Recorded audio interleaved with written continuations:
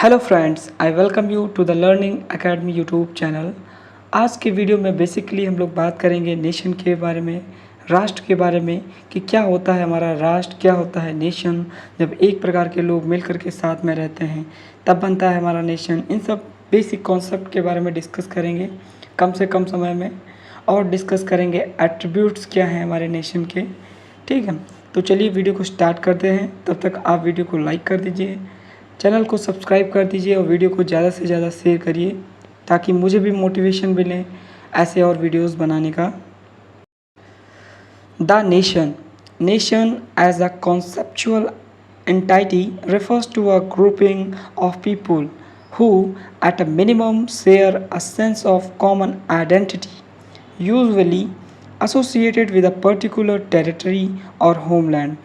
Basically हमारा जो nation है, जो राष्ट्र है, वो एक वैचारिक इकाई है, वैचारिक इकाई है, मतलब कॉन्सेप्चुअल एंटाइटी है जिसमें जिसमें ग्रुपिंग ऑफ पीपल है, लोगों के बीच में जुड़ाव की भावना है। लोग या तो कोई पर्टिकुलर टेरिटरी से आते हैं या तो उनके अंदर एक सेंस ऑफ आइडेंटिटी है, एकात्म की भावना है। ठीक, वह किसी भी कारण हो सकती है, कल्चर की वजह से हो सकती है या कोई और रीज़न हो सकता है कि मान लीजिए उनका कोई एक हिस्टोरिकल बैकग्राउंड है, उनकी लैंग्वेज सेम है, उनका रिलीजन सेम है। अलग अलग फैक्टर्स हैं जो डिटरमाइन करते हैं कि उनके बीच में एक वननेस है, ठीक, सेंस ऑफ आइडेंटिटी है कि वो एक पर्टिकुलर टेरिटरी से आ रहे हैं या होमलैंड से आ रहे हैं। And a desire for political sovereignty, और उनके अंदर एक डिज़ायर है पॉलिटिकल सॉवरेनिटी का। मान लीजिए एक ग्रुप ऑफ पीपल है, ठीक, किसी भी कारण उनके अंदर एकात्म की भावना है, मतलब जुड़ाव है लोगों में, उनके कल्चर की वजह से, रिलीजन की वजह से। वो लोग आपस में मिल कर के चाहते हैं कि उनके ऊपर कोई एक पॉलिटिकल सोवरेनिटी गवर्न करे उनको, मतलब एक ऐसी सरकार हो जिस पे किसी बाहरी या आंतरिक दबाव ना रहे कि वो पॉलिसीज़ कैसे फ्रेम करें, उन पे कोई दूसरे कंट्री का, दूसरे नेशन का दबाव ना रहे। ठीक, and also mean a reasonably large group with a common culture, sharing one or more important cultural traits such as religion, language, political institutions, values and historical experience. जैसे कि मैंने डिस्कस किया कि नेशन तब भी बन सकता है जब एक लार्ज ग्रुप ऑफ पीपल जिनका कॉमन कल्चर है या फिर एक से ज़्यादा कल्चरल ट्रेड्स उनके बीच में कॉमन है, जैसे कि उनका रिलीजन हो गया, लैंग्वेज हो गई, पॉलिटिकल इंस्टीट्यूशन हो गए, वैल्यूज़ हो गई और उनका हिस्टोरिकल एक्सपीरियंस, किस किस हिस्टोरिकल इवेंट से होते हुए वे यहाँ पर पहुँचे हैं। They are clearly distinguishable from others who do not share their culture. ठीक, और उनका कल्चर दूसरे ऐसे लोगों से एकदम अलग होगा जिनसे उनका कल्चर मैच नहीं होता है। For example, the people of France are French. Their Frenchness is demonstrated primarily by their speaking the French language. जो हमारे फ्रांस के रहने वाले लोग हैं उन्हें फ्रेंच कहते हैं, और यह नाम बेसिकली उन्हें इसलिए दिया गया है क्योंकि वो फ्रेंच भाषा का उपयोग करते हैं। Though it is spoken by a significant part of the people of Belgium and Switzerland. हालांकि जो हमारे बेल्जियम के रहने वाले लोग हैं, स्विट्ज़रलैंड के रहने वाले लोग हैं, उनके एक महत्वपूर्ण हिस्से में भी जो हमारी फ्रेंच भाषा है वो बोली जाती है।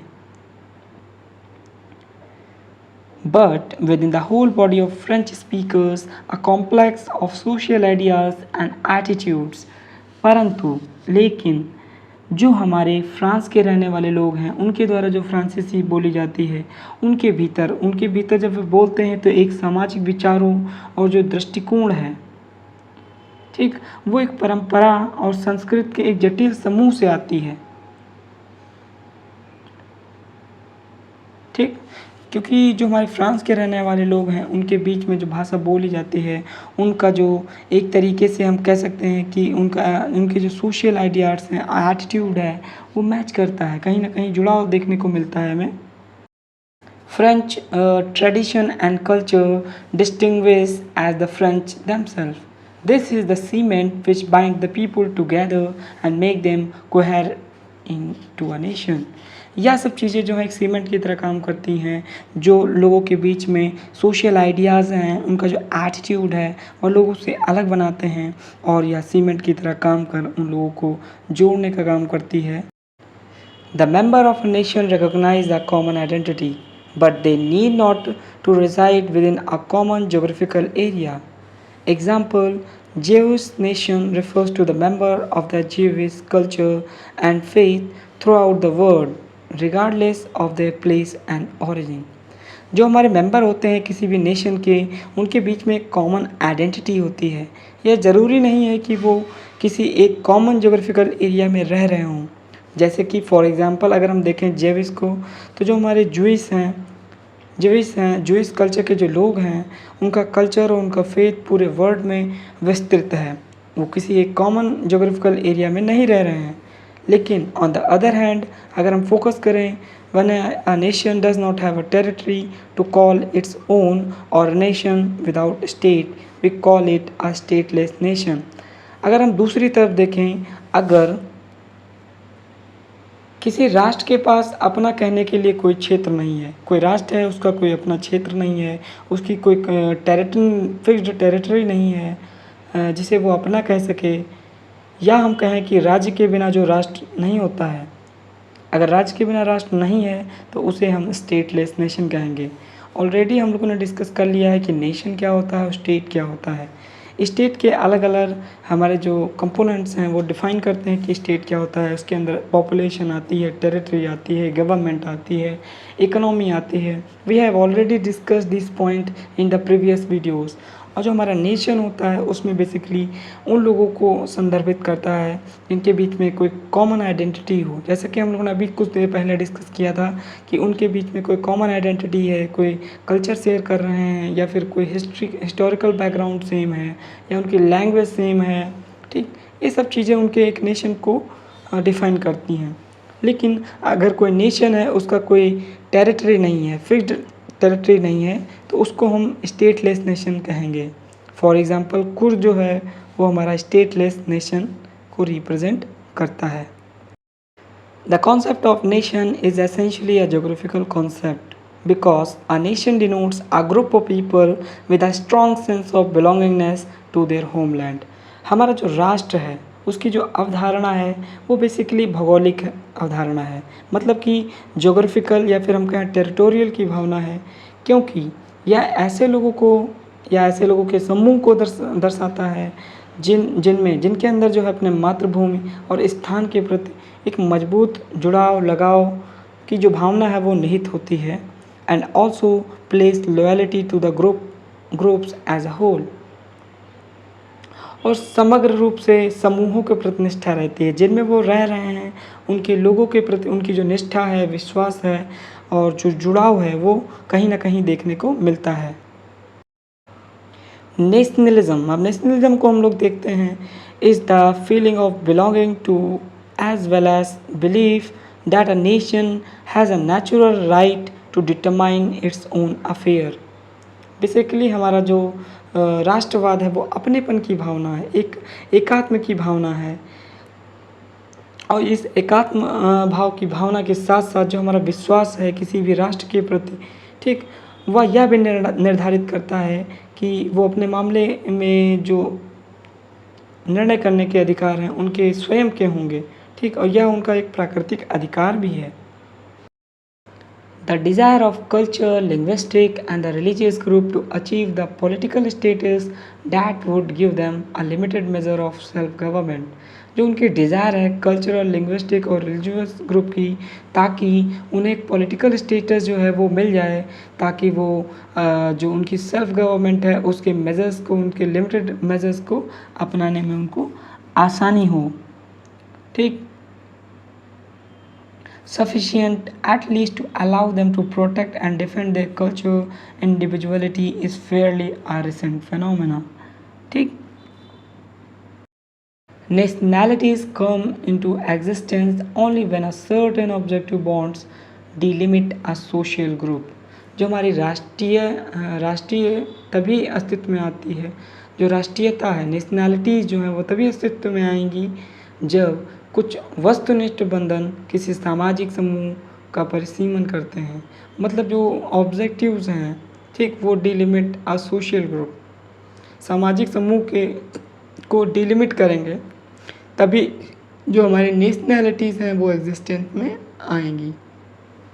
A nationality generally has several attributes of which very few of them, ठीक, जो हमारी नेशनैलिटी है उसके कुछ एट्रीब्यूट्स हैं।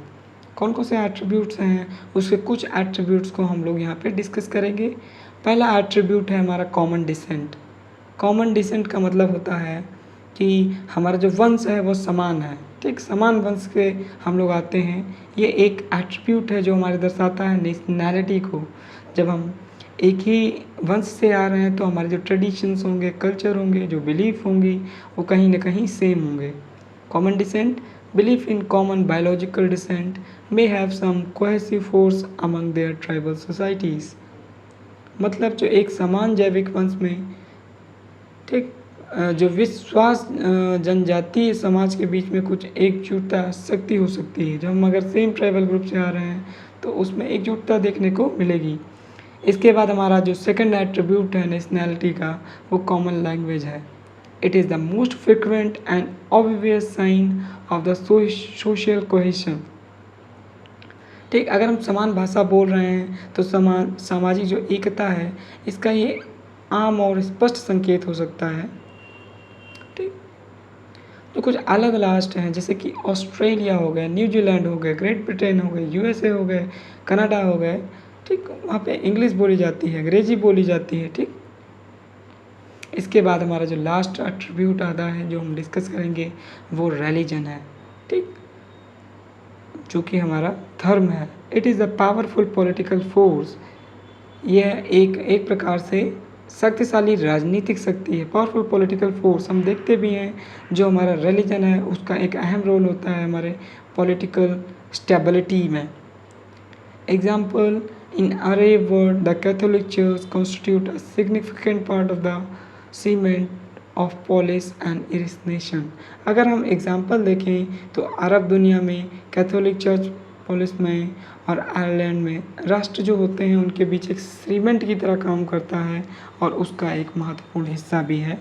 तो ये बेसिकली हमारा वीडियो था नेशन को लेकर के, जिसमें हम लोगों ने डिस्कस किया शॉर्ट ऑफ टाइम में कि नेशन बेसिकली क्या है और एक नेशनैलिटी के कितने एट्रीब्यूट्स हो सकते हैं, उसके बारे में मैंने डिस्कस किया।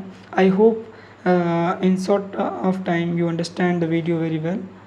ठीक, if you want more such educational content like this, so follow and subscribe my channel. Thank you and see you in the next, and जय हिंद दोस्तों।